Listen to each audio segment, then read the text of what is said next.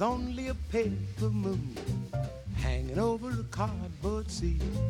But it wouldn't be make-believe if you believe in me.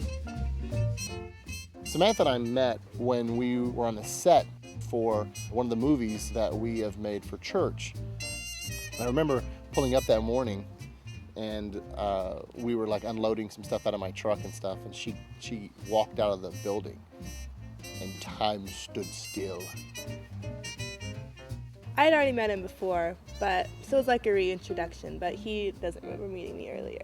She didn't really meet me before. It's not true. She likes to make that story up. It is only a canvas sky sailing over a muslin tree. But it wouldn't be make-believe if you believe in me. It wasn't until a month later on the set of another film, that was where we really got to know each other. We just started talking and we ended up talking for about 30, 40 minutes. My interest in her began to blossom. We'd see each other at church. We'd always kind of end up sitting next to each other. I definitely had a crush on him. I hoped that someday I'd get to know him better. And now I'm marrying him. So, yay, good for me. Because we met while I was doing ministry. I tell people, you know, if you're a single guy at Mosaic and you're looking to get married, well, you should just serve, because that's the best way to find chicks. Right after I graduated, I went home. And I came back at the beginning of July to go to a wedding. And I called and asked if Jimmy would go with me, because I had a crush on him. Good things come to those who wait, so just relax and wait for fate to let me see the day you'll say to me, I love you madly. We'd spent a little bit of time together, but wasn't sure if she was really interested or not. So I said yes, hoping that we'd have lots of time to kind of talk, and sure enough, we did. The wedding was like, you know, in Quebec. It was in Visalia, which is like 3 hours from LA. So I 20-hour drive. I planned it out perfect. We'd have like 3 hours there, 3 hours on the way back. Yeah. So I knew what I was doing. But Yeah, she knew what she was doing, all right. I didn't want to have the conversation on the car ride there, because it's a 3-hour car ride to a wedding. So can you imagine if I would have said, so do you like me? And she would be like, no.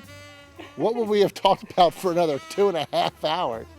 So I used strategery, and I waited until on the car ride back. He said that my friends who were at the wedding had asked if we were dating. And he told them, no, we weren't dating, but he hoped that would change soon. And I got really excited.